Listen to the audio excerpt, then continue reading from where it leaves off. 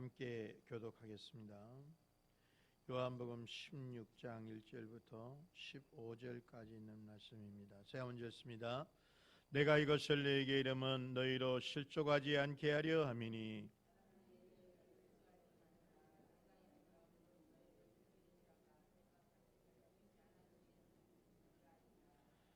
그들이 이런 일을 할 것은 아버지와 나를 알지 못함이라.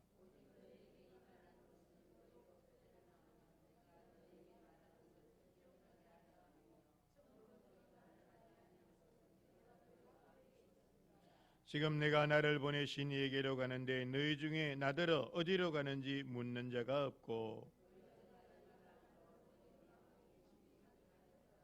그러나 내가 너에게 실상을 말하노니 내가 떠나가는 것이 너에게 유익이라.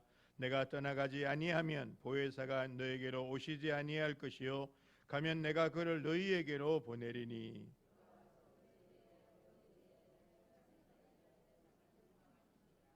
주의 대회를 하면 그들이 나를 믿지 아니하며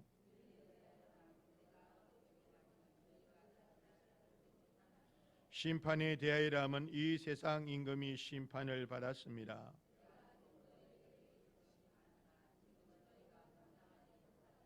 그러나 진리의 성령이 오시면 그가 너희를 모든 진리 가운데로 인도하시리니 그가 스스로 말하지 않고 오직 들은 것을 말하며 장래일을 너희에게 알리시리라.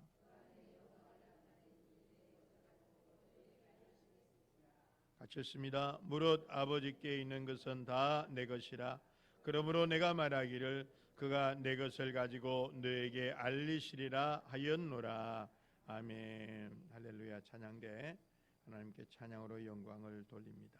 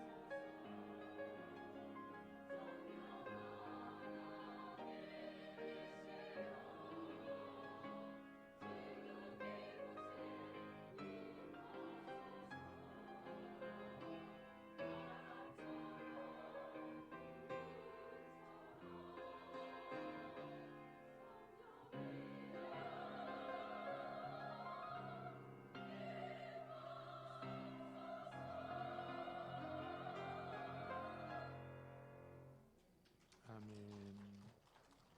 성령님께서 이 자리를 온전히 주장하시는 시간이 되기를 원합니다. 저희들 연약합니다. 깨달을 힘도 없습니다. 하나님, 주님이 돕지 않으면 우리는 어떻게 해야 될지를 알지 못합니다. 오늘도 삶을 살아갈 기준이 무엇이고 우리를 위한 하나님의 계획이 무엇인지를 알게 도와주시고 다시 한번 주님과의 아름다운 교제가 회복되고 하나님의 뜻 가운데 살아갈 용기와 힘을 얻는 시간이 될 수 있도록 도와주옵소서. 주의 이름을 가지고 걸어가는 걸음이 복되게 하시되 오늘도 원하옵기는 우리 모두에게 보는 눈과 듣는 귀와 깨닫는 마음을 허락하여 주옵소서. 주님이 홀로 영광 받아 주시기를 원하옵고 예수님의 이름으로 기도하옵나이다. 아멘. 함께 고백합니다. 하나님 아버지, 한 주간도 지키시고 인도하시고 공급하시고 구원해 주셔서 감사합니다. 감사합니다. 감사합니다. 주의 이름으로 축복합니다. 예수님 딸이로서 복된 여러분의 삶이 되기를 주의 이름으로 축복합니다. 오늘은 성령님의 3대 사역, 지난 시간엔 예수님의 3대 세상 사역인데 오늘 성령님의 3대 세상 사역에 대해서 말씀을 나누려고 합니다. 예수님이 그리스도가 되신다라고 말한다면 성령님도 또 다른 똑같은 보혜사이시기 때문에 성령님도 우리 가운데서 앞으로 예수님이 십자가에 죽으시고 부활하시고 승천하시고 성령님이 임재하셔서 교회가 탄생한 후에는 여전히 성령님이 우리 안에서 이렇게 메시아처럼 3대 사역을 해주신다는 것을 알 수 있어요. 똑같은 분이시기 때문에. 그래서 오늘도 오면 이런 세 가지 사역이 나타나고 있어요. 바꿔 얘기하면 예수님이 그런 사역을 하시고 성령님이 그런 사역을 하신다면 당연히 성령님 안에 있는 우리는, 성령님의 가르침 속에 있는 우리도 세상에서 이런 사역을 할 수밖에 없어요. 그리고 이런 사역을 하는 것이 바른 사역이고 정당한 사역이라고 하는 것을 알 수 있습니다. 내가 예수 믿는 사람이다 라고 하는 것을 증명해내는 여러 가지 길이 있어요. 내가 예수님을 믿는 사람이라고 하는 부분은요, 그 부분을 증명하는 길 중에 하나가 뭐냐면 성령님이 내 안에서 행하시는 이런 사역을 우리도 이루는 거예요. 성령님의 뜻을 따라서. 그래서 오늘 다시 한번 그 사역을 깨닫고 여러분 속에서 이런 사역이 세상에서 이루어지며 이런 증명이 여러분을 통하여 나타나기를 주의 이름으로 축복합니다. 다시 한번 고백합니다. 복음의 진리를. 나는 예수님과 함께 죽었고 나는 예수님과 함께 부활했으며 나는 예수님과 함께 성천하여 나의 영적 자리는 그리스도 편임을 믿습니다. 이제는 주님이 세상에 보낸 그리스도의 편지요 향기입니다. 우리 이런 말을 쓰죠. 패러다임 시프트라는 말을 씁니다. 무슨 말이냐 하면 세상이 완전히 변했다는 뜻이에요. 그래서 세상을 보면 여러분이 뭘 통해서 세상이 완전히 변했다는 것을 여러분 깨닫게 되었을까요? 아마 예전에는 자동차가 여러분 개발이 되면서 세상이 바뀌었어요. 그전에는 어디 한번 가려 그러면 보통 어려운 게 아니에요. 하지만 자동차가 만들어지고 비행기가 만들어지면서 세상이 바뀌었어요. 크게는 그러죠. 또 세상이 바뀐 거 보면 텔레비전이 개발이 되면서 세상이 바뀌었어요. 텔레비전만 그렇습니까? 핸드폰이 개발이 되면서 예전에 핸드폰 있기 전에는 전화기죠. 야, 미국에 있는 사람하고 바로 옆에 있는 것처럼 통화를 해요. 물론 주부들에게는 세탁기가 개발이 되면서 바뀌었다 그래요.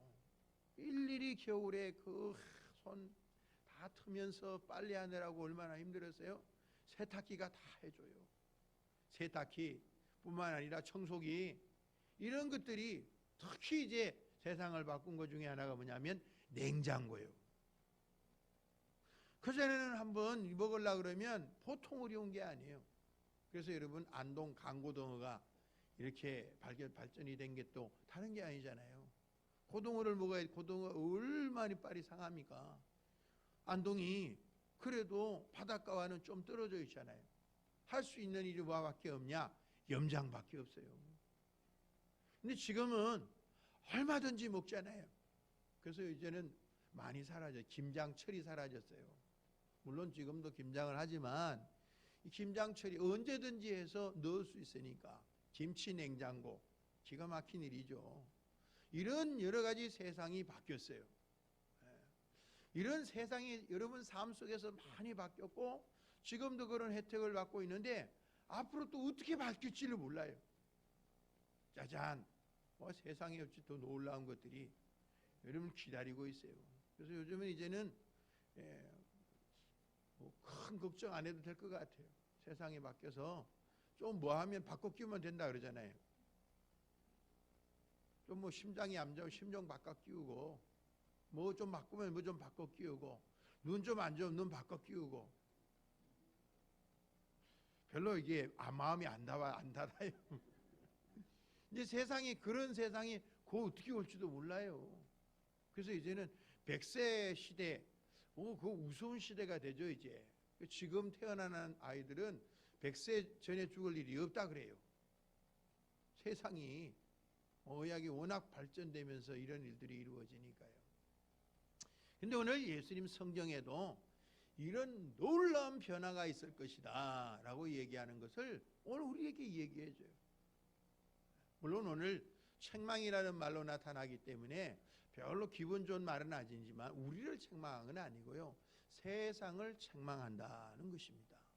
앞으로 물론 여기에서 예수님이 쓰셨을 때는 미래 시제로 썼어요. 지금 당장 예수님이 하실 때는 아니니까 아직 십자가를 지시기 전이고 부활하시기 전이고 성천하시기 전이니까 이렇게 썼지만 이제 이후에는 예수님이 십자가 지시고 부활하시고 성천하시고 성령님이 임재한 이후에 지금 우리 시대에는 이 말씀이 현재죠. 세상을 책망하는 이런 일들이 있다라고 얘기를 합니다. 여러분 16장도 이렇게 보면 우리가 15절까지 봤지만 이게 1절부터 15절까지 또 16절부터 보면 24절까지 이렇게 보면 이게 하나의 쌍이에요. 세트로 가요. 세트로. 첫 번째 있는 내용이 보면 내가 아버지께로 간다 하는 얘기가 나와요. 그리고 얘기를 너희들 나에게 감히 묻고 이게 좀 물어야 되는데도 감히 묻지도 못하고 있다라고 얘기를 하고 보혜사 성령님이 오시면 이렇게 얘기를 합니다. 그 사역에 대해 얘기를 해요. 그리고 다시 16절부터 가보면 똑같은 얘기를 해요. 내가 아버지께로 간다. 너를 고와 같이 버려두지 않는다. 얘기를 하고 무슨 쌍으로 나오고 그 다음에는 기도해라 라고 얘기가 나와요. 그러니까 똑같은 얘기가 있는데 앞에 부분은 보혜사 성령님이 이런 분이다 라는 얘기를 하고 뒷부분은 기도해라 이렇게 나와요. 그러니까 보혜사 성령님에 대한 부분들 우리가 더 이해하기 위해서 깨닫기 하기 위해서 오늘 우리에게 뭐가 필요하느냐? 내 이름으로 예수님의 이름으로 기도하는 삶이 필요하다는 부분들을 우리들에게 구절을 통하여 강조하고 있어요. 성령의 도우심을 받기를 원하십니까? 그럼 우린 기도하면 돼요. 오늘은 성령님의 도우심이 아니고는 우리는 절대로 승리할 수 없어요. 이런 그런 기초적인 부분을 가지고 오늘 함께 이 성령님의 세상 사역을 보게 될 텐데 먼저 그 세상 사역을 위한 조건이 있어요. 그것이 앞에 미리 얘기가 나옵니다. 내가 이것을 너에게 이르면 너희로 실족하지 않게 하려 함이니 이렇게 얘기해요. 이 말을 하지 않으면 너희가 실족할 수 있다는 거예요. 그러니까 오늘 얘기를 잘 여러분이 귀를 기울여야 되는 이유가 이 말을 잘 새기면 세상을 살아가면서 실족하지 않게 된다는 거예요. 이 실족하면 문제가 생겨요. 단순히 실족해서 다리가 좀 삐거나 부러지거나 할 정도면 괜찮겠지만 이거는 생명이 왔다 갔다 하는 거예요. 그래서 이렇게 가을이나 이 등산철이 되면 산에서 실족사했다, 실족해서 죽음을 당하고 말았다는 얘기들이 간혹 나와요. 예. 물론 그런 데는 아주 위험한 곳에 그런 일이 있죠. 위험한 곳에. 앞으로 세상에 너희들이 무슨 일이 벌어지느냐, 예수님을 핍박했던 것처럼 너희도 핍박할 텐데 너희를 출교할 것이다. 이 때가 있을 것이다 하고 얘기를 합니다. 출교할 때. 그리고 때가 이르면 뭐라고 해요? 너희를 죽이는 자가 생각하기를 이게 하나님을 섬기는 거야 할 거라는 거예요. 실제로 이 일들이 바울이 되기 전에 사울이 이렇게 핍박했잖아요. 예수 믿는 사람을 잡아다가 이게 죽이고 이 일에 가담했다고요. 왜 그렇게 했느냐? 그것이 하나님을 섬기는 일이라고, 하나님께 충성하는 일이라고 생각했기 때문에 그렇습니다. 이런 일이 있을 것이다 라고 경고합니다. 우리 주님께서는 미리 앞으로 있을 일에 대하여 얘기해 주는 거예요. 자, 이런 일이 있을 때 우리가 어떻게 승리할 거냐? 한마디로 얘기해서 성령님 도움 받으라 그 말이에요. 이런 일을 저들이 하는 것은 왜 그러냐? 하나님 아버지도 모를 뿐만 아니라 예수님도 모르기 때문이다. 여기서 하나님과 나를 이렇게 표현하지 않았잖아요. 아버지와 나를 이렇게 표현했어요. 예수님이 누구냐? 하나님의 아들이라고 하는 사실을 분명하게 강조하고 있어요. 하나님의 아들이란 말은 바꿔 얘기하면 이분이 바로 메시아, 그리스도다, 기름 부음을 받은 자다, 이 세상에 구원하기 위해 오신 분이다 라고 하는 것을 명확하게 얘기해 주는 거예요. 몰라서 그렇다는 거예요. 그럼 우리가 그런 일을 당하지 않으려면 우리는 어떻게 해야 되느냐? 성령님을 통해서 주님을 알면 돼요. 세상에 세 종류의 사람이 있다 그랬잖아요. 고린도 교회를 통해 얘기합니다. 육에 속한 사람이 있어요. 육에 속한 사람, 저 사람은 성령님을 알지를 못해요. 하나님을 알지 못해요. 당연히 그러니 우리가 앞에 얘기했던 것처럼 성령님을 알지도 못하고 받지도 못해요. 육에 속한 사람이 있어요. 구원받지 못하는 사람이요. 두 번째 누가 있느냐? 육신에 속한 사람이 있어요. 다툼을 일으킨 사람, 영적으로 아직도 성장하지 못한 사람이 있어요.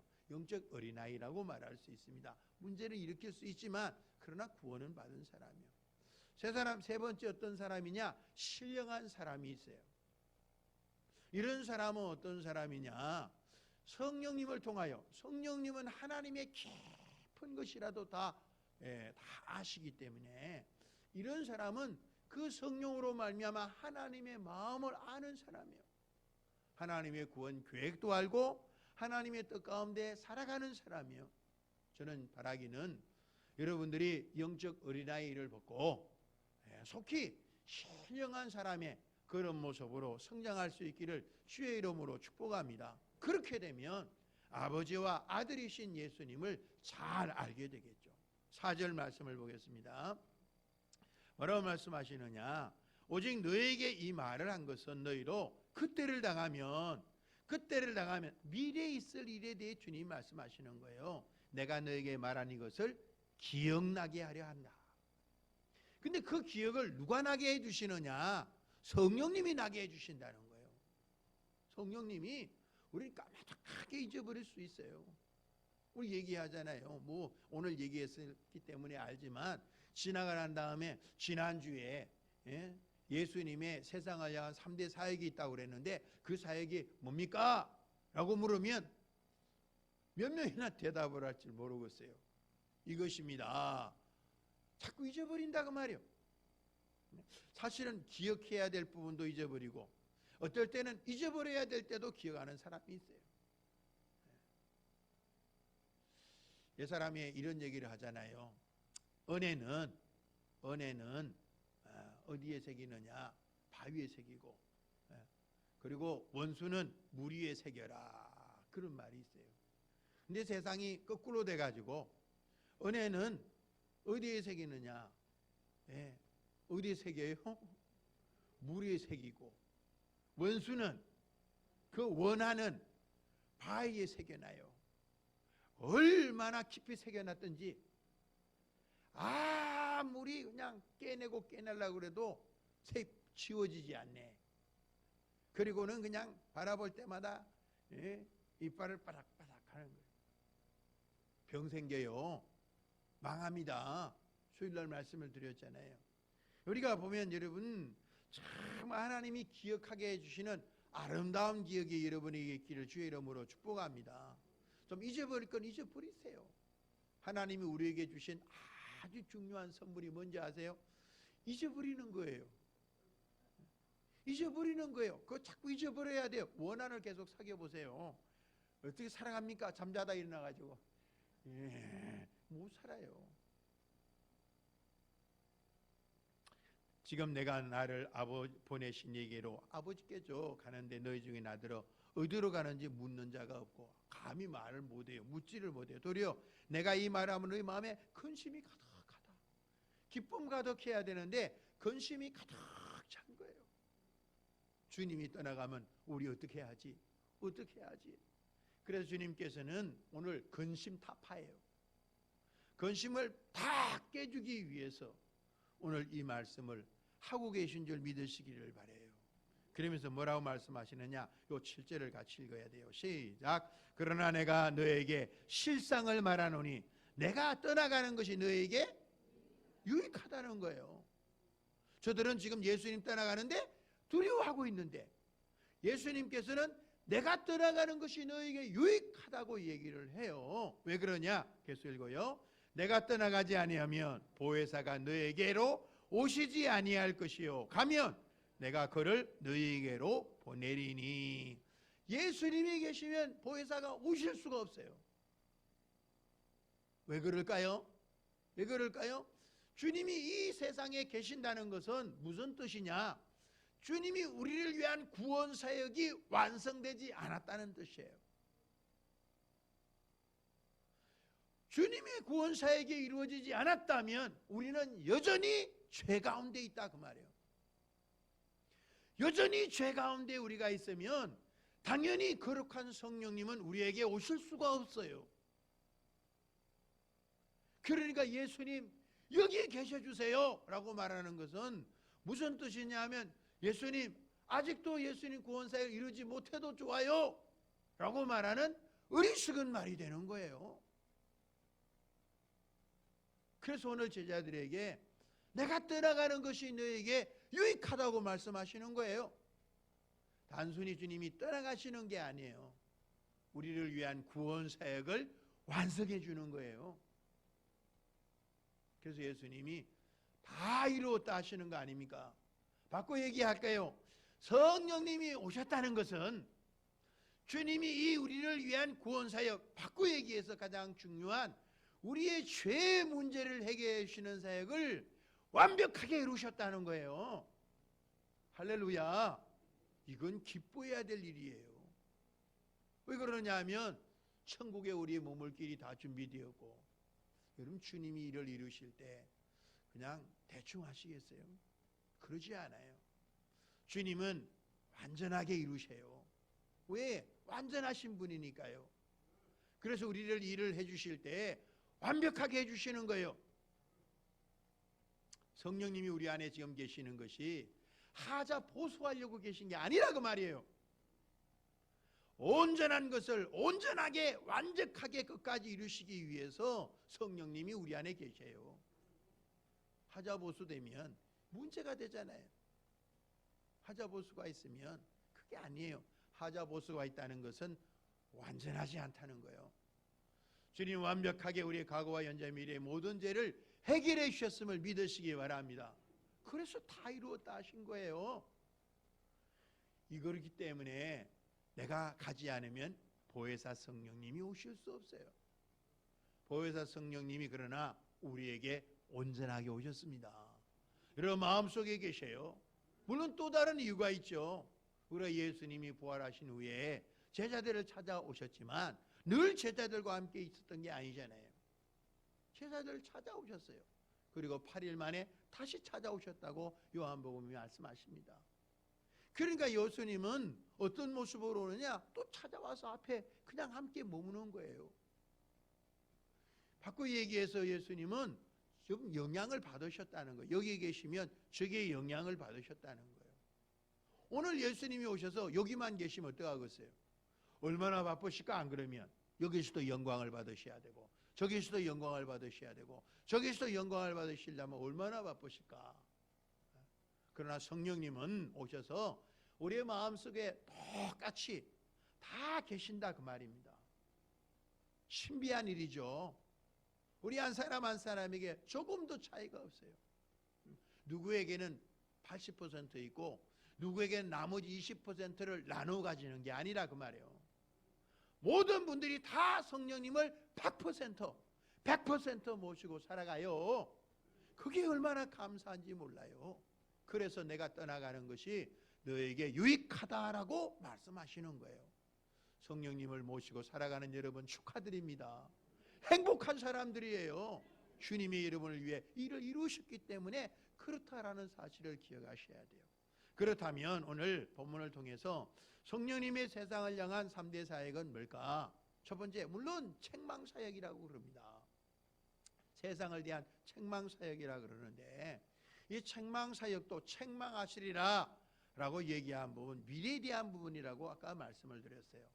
여기에서는 성경에서는 미래지만 오늘 우리에게는 현재다라는 말도 기억하시면서 여러분 보시면 돼요. 말씀을 읽어보세요. 시작. 그가 와서 죄에 대하여 의에 대하여 심판에 대하여 세상을 책망하시리라. 죄에 대하여 하면 그들이 나를 믿지 아니하며. 그래서 첫 번째 책망, 세상에 대한 책망 사역은 뭐냐? 죄에 대한 책망 사역이에요. 죄 뭐 할 게 많죠. 성경은 죄에 대한 하나님의 말씀으로 가득 차 있으니까. 죄는 하나님의 창조 세계를 망쳐버렸어요. 망쳐버렸어요. 도저히 풀 수 없을 정도로 망쳐버렸어요. 아마 여러분들 중에서도 물론 이제 남자들은 주로 그러죠. 우리 때만 해, 저희 때만 해도 겨울 되면 연 날리기 많이 했어요. 연줄을 사가지고 연 감아가지고 연을 만듭니다. 가오리연도 만들고 방패연도 만들고 주로 이제 일반적으로 만드는 건 이제 삼각형으로 해서 양쪽으로 기준을 좀 중심을 잡아줄 수 있게 만들고 긴 꼬리 이렇게 쫙 붙여가지고 날립니다. 바람이 많이 불면 팍 날리죠. 근데 그걸 날리다 보면 감다가 연줄이 꼬이는 경우가 있어요. 연줄이 갑자기 꼬이는 경우가 있어요. 그러면 풀기가 보통 어려운 게 아니에요. 한 번에 잘못 꼬여가지고 그런 경우도 있죠. 자, 여자들 입장에서는 예전에 이제 실패가 실을 가지고 하잖아요. 실을 풀어놨다가 어떻게 꼬여버려가지고 그런 경우가 있어요. 어머니가 하면 별로 안 그러지만 애가 와가지고 엄마 실 하다가 만져버리면 이게 이제 막 뒤죽박죽이 돼버리는 거예요. 저도 그런 적이 있어요. 그 우리 어머니는 그거를 오랜 시간에 아마 화가 났겠죠. 속으로는 씩씩했을지도 몰라요. 이놈의 자식이 그냥 일어나가지고 이 고생시킨다고 그런 경우가 있다 그 말이죠. 이런 꼬인 실을 푸는 게 얼마나 어려운지 몰라요. 해결나 그거는 풀 수 있을지 몰라요. 그러나 우리가 가지고 있는 죄의 이 꼬인 것은 누구도 풀 수 없었어요. 이 세상에 누구도 풀 수가 없었어요. 그 풀려 있는 것을 풀어주기 위해서 오신 분이 주님이셔요. 이 세상에 누구도 할 수 없는 일을 주님이 해주시는 거예요. 죄로 말미암아 꼬여져 있는 부분이죠. 성경에 죄가 많이 나와요. 뭐 하모르티아도 있습니다. 관역을 어긋 맞췄다라는 말도 있고 어쨌든 죄에 대한 부분들을 끊임없이 많이 얘기할 수 있어요. 하나님을 배역해서 나가는 수없는 행동들, 수없는 것들, 우상 숭배 뭐 온갖 것들을 얘기를 할 수 있잖아요. 그리고 로마서 1장에 보면 결국 그들이 가졌던 죄의 목록이 나오고 하나님께서는 그 죄의 목록에 대해서 사형 판결을 내렸다는 부분이 여러분 나와 있어요. 근데 여러분 많은 사람들에게 전도를 하면서 죄인이 여러분 죄를 지었습니다. 여러분 죄인입니다. 죄 용서를 받아야 합니다. 죄를 용서받아야 천국에 갑니다. 라고 말하면 어떤 사람은 그렇죠. 나는 죄를 지었죠. 하는 사람도 있지만 아니 내가 뭔 죄를 지었다고 그러냐고 하는 사람도 있어요. 죄에 대해서 아니 뭔 죄를 지었니? 그게 난 죄 지은 거 없다고. 뭘 별로 난 죄 지은 거 없는데 이거 죄 얘기 안 하고 당신 죄 지었으면 당신이나 구원받으라고 이렇게 얘기하는 사람도 간혹 있습니다. 근데 성경은 이제 앞으로 얘기하면서 성령님이 오셔서 죄 중에 죄, 수 없는 많은 죄들을 얘기를 하지만 그 죄 중에 죄, 최고의 죄, 가장 무거운 죄가 뭘까? 그걸 본문이 얘기해 줘요. 그 뭘까요? 여러분, 죄 중에 죄, 가장 무서운 죄는 뭔 죄일까요? 살인죄일까요? 예? 여러분, 뭔 죄입니까? 예수님 믿지 않는 죄예요. 우리가 요한일서에 보면 죄의 경중에 대해서 얘기합니다. 예, 죄의 경중에 대해서 용서받을 수 있는 죄도 있어요. 죄를 지어도. 그럼 그런 경우가 있잖아요. 그러나 용서를 받지 못하는 죄도 있죠. 오늘 성경 그 부분에 대해서 나옵니다. 성령을 해방하는 죄에 대해서도 얘기를 하면서 그 죄는 용서받지 못한다라는 말도 나와 있어요. 어쨌든 오늘 여러분, 죄에 대해서 책망하면서 죄 중에 죄는 뭐냐? 예수님을 믿지 않는 죄예요. 바꿔 얘기할까요? 그러면 예수님을 믿게 되면 죄의 문제가 해결된다는 거예요. 바꿔 얘기하면 그런 거예요. 그러니까 예수님을 믿는 사람들에 대해서는 물론 예수님을 믿을 때 회개하죠. 회개가 선행되지 않는 것은 없어요. 늘 성령님 우리 속에서 우리가 죄인이었으며 우리의 죄 때문에 예수님이 십자가에 달려 주셨다는 사실을 알게 해줘요. 그리고 그 죄가 얼마나 무서운가를 알게 돼요. 그냥 쉽게 여기는 게 아니에요. 왜 그러냐면 다른 문제가 없어요. 쉽게 다른 방식으로 죄 문제를 해결할 수 있었으면 다른 방법을 썼겠죠. 그러나 하나님은 죄 문제를 해결하기 위해서 유일한 방법을 쓰셨다고. 그건 뭐냐 하면 하나님이 하나밖에 없는 아들, 독생자, 독종자라고도 얘기를 합니다. 하나밖에 없는 외아들을 십자가에 내어주신 거예요. 다른 방법이 있었으면 그렇게 했겠죠. 금전적인 문제라든가 뭔가 다른 어떤 문제가 있었으면 그렇게 해결하겠죠.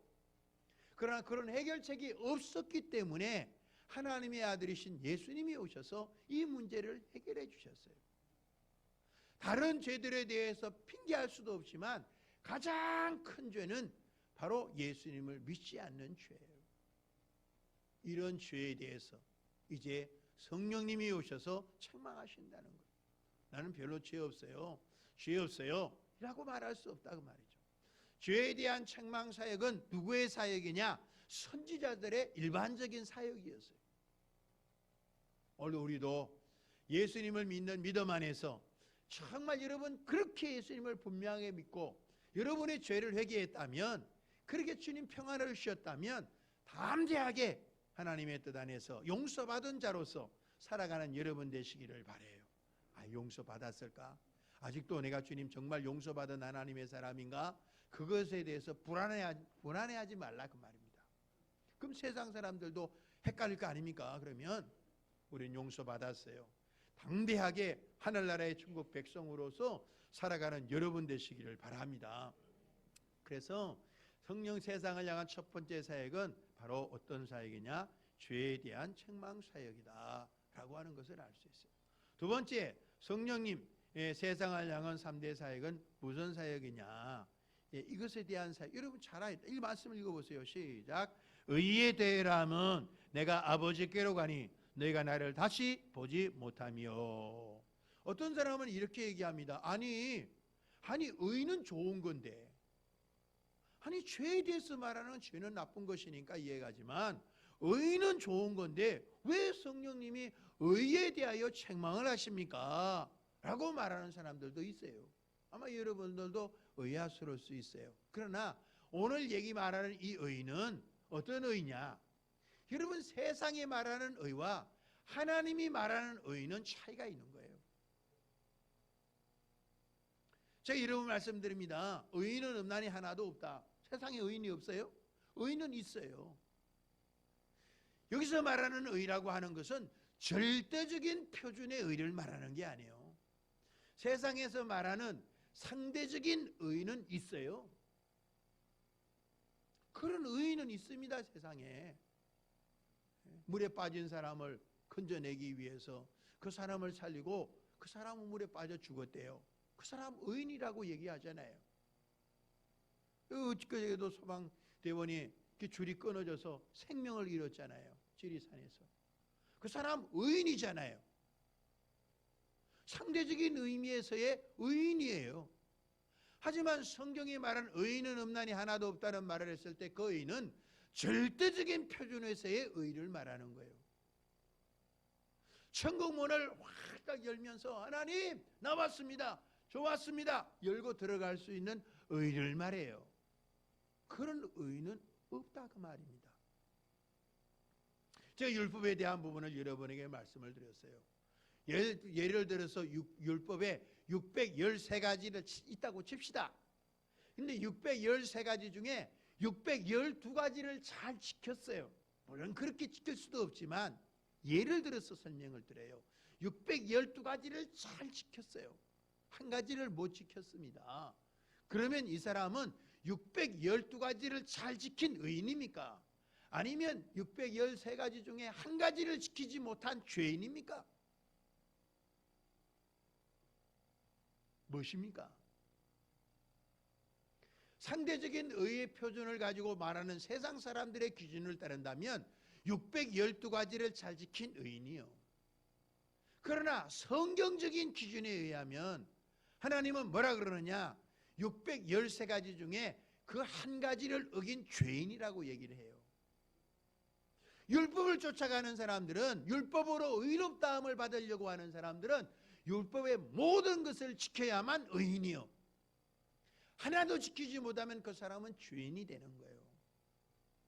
근데 여전히 오늘 유대인들은, 우리도 마찬가지지만 일단 더 표준이 높은 사람이 유대인이니까 뭐 세상 사람들은 말할 것도 없고, 유대인들의 기준을 삼으면 그 사람들은 율법을 행함으로 말미암아 의롭다함을 받으려고 했기 때문에 그들은 절대로 하나님이 원하는 의의 표준에 이룰 수 없었다고 얘기를 해요. 그래서 여러분 로마서 3장 21절에 그러므로 이제는이라고 나와요. 이제는 율법 외에 하나님의 한 의가 나타났으니 율법과 선지자들에게 증거를 받은 것이라 그래요.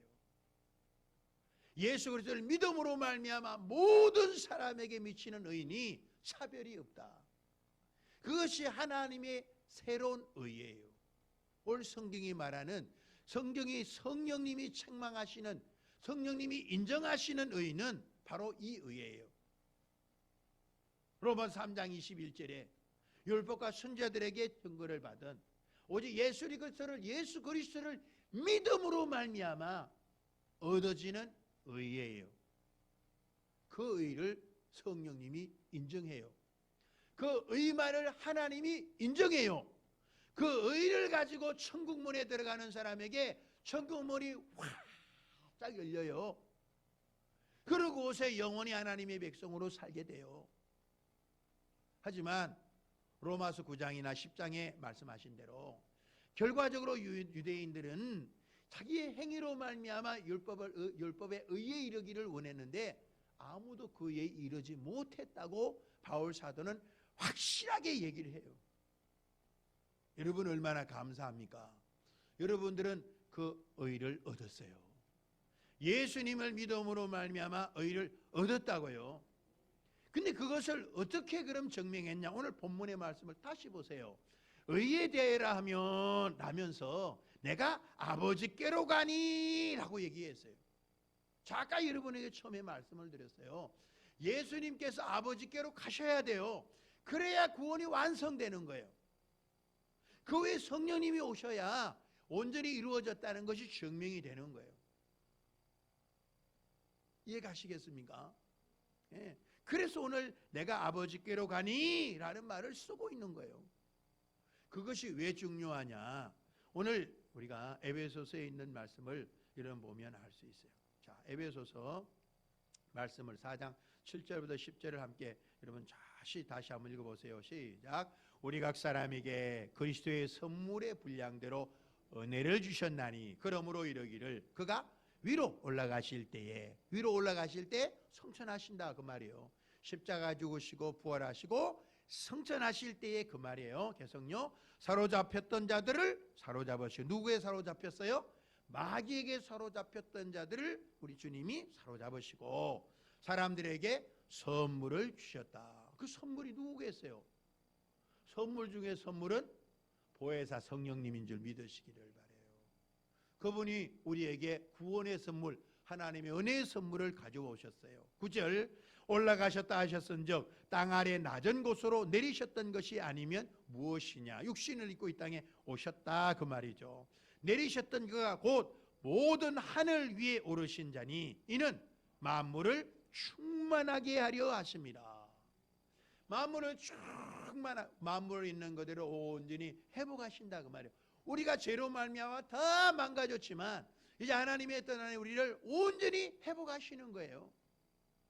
그것을 오늘 여기 뭘 강조하고 있어요? 주님의 성천에 강조하고 있어요. 예수님 성천하셨습니다. 할렐루야. 그 말은 그냥 주님이 성천하셨다는 게 아니라, 그 말로 끝나는 것이 아니라 우리를 위한 구원 사역을 이 땅에서 온전히 이루셨습니다 라는 뜻이에요. 그럼 이 땅에 살아가는 여러분, 어떤 어려움이 오더라도 실망하거나 좌절하지 마세요. 넘어지지 마세요. 여러분 성령님이 우리 여러분 승리하셨다, 예수님을 통하여 승리하셨다고 가르쳐 주지 않습니까? 오늘 말씀을 통하여 여러분에게도 증거해 주잖아요. 주님은 승리하셨어요. 담대하시기를 바라요. 예. 우리가 오늘 그래서 이런 담대함으로 마땅히 세상에 대해서 맞짱 들고 세상에 승리하며 나갈 수 있게 됐다고요. 주님이 성천을 통하여 증명해 주신 거예요. 만약에 성천이 없었다면 모르잖아요. 부활하셨다는 거, 그 부활했다는 거 어떻게 알아?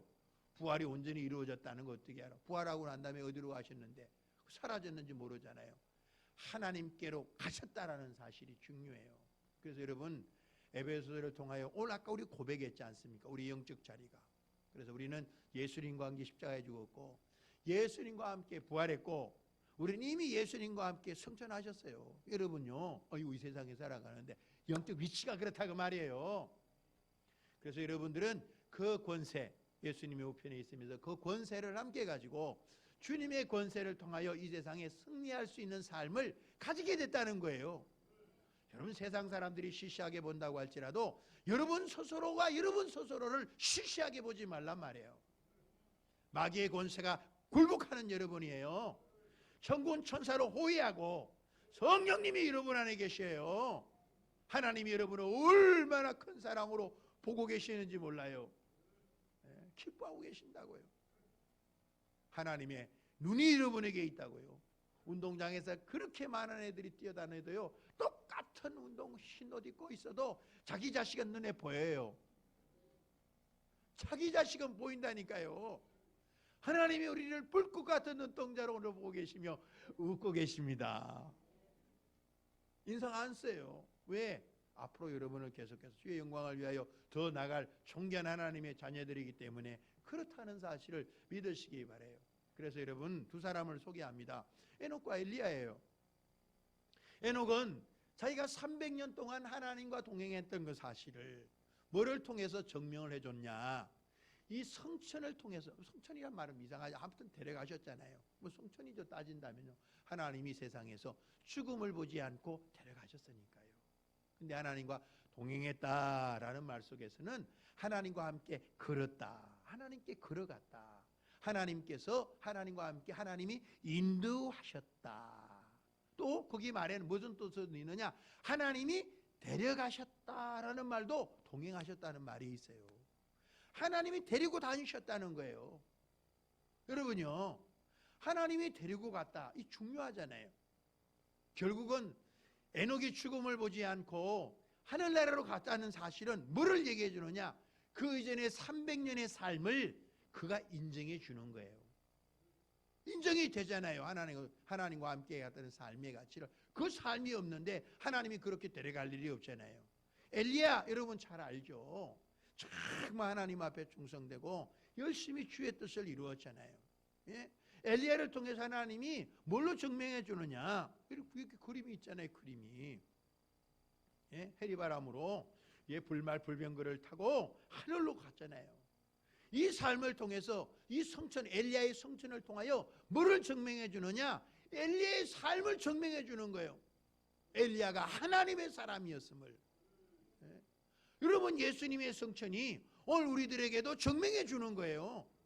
엘리야의 성천만 생각하지 마시고 예수님께서 성천하셨다는 사실 속에 있는 부분은 우리를 위한 이 문제를 해결해 주셨어요. 다시 한번 요한복음 10장 10절을 말씀드려야 됩니까? 예수님이 인자가 온 것은 우리를 위하여 생명을 주기 위한 데만 있는 게 아니에요. 우리에게 풍성함을 주기 위함도 있는 줄 믿으시기 바랍니다.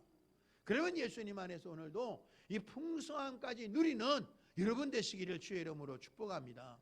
마지막 세 번째, 두 번째 사역을 마무리합니다. 의에 대한 책망 사역이다. 이해 가셨죠? 성령 세상을 향한 3대 사역은 어떤 사역이냐?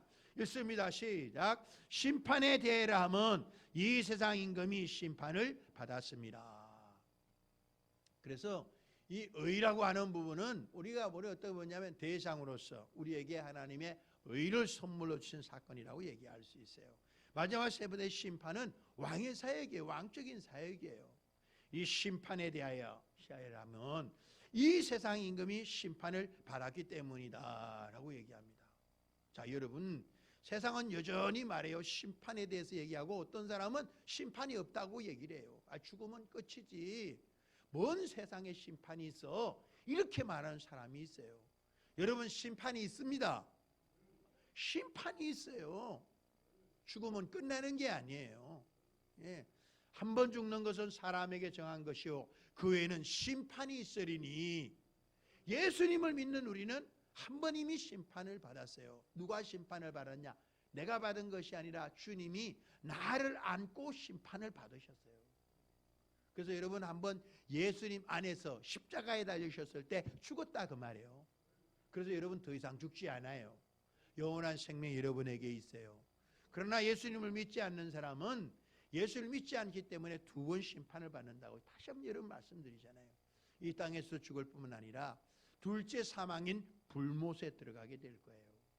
심판에 대하여라면 이 세상 임금이 심판을 받았다. 심판을 받았어요. 앞에서도 우리가 이미 얘기를 드렸습니다. 우리 15장에서도 여러분, 이게 14장 있는 부분에 보면 14장 30절에도 이후에 내가 너희와 말을 많이 하지 아니하려니 이 세상의 임금이 오겠습니다. 그러나 그런 내게 관계할 것이 없다라고 얘기했어요.